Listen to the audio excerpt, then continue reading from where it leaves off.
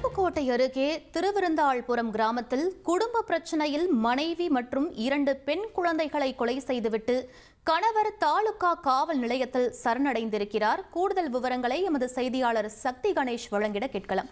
வணக்கம் கணேஷ், என்ன நடந்தது? முழு விவரங்களை பதிவு பண்ணுங்க. அருப்புக்கோட்டை அருகே திருவிருந்தாள்புரம் கிராமத்தைச் சேர்ந்தவர் சுந்தரவேலு. இவர் அந்த பகுதியில் விவசாயம் செய்து வருகிறார். மேலும் இவர் பூங்குடி என்ற மனைவியுடன் மற்றும் ஜெயலட்சுமி ஜெயதுர்கா என்ற 2 பெண்களுடன் அந்த பகுதியில் வசித்து வருகிறார். இன்று காலை 3 பேரையும் கொலை செய்துவிட்டு அருப்புக்கோட்டை தாலுகா காவல் நிலையத்தில் சரணடைந்துள்ளார்.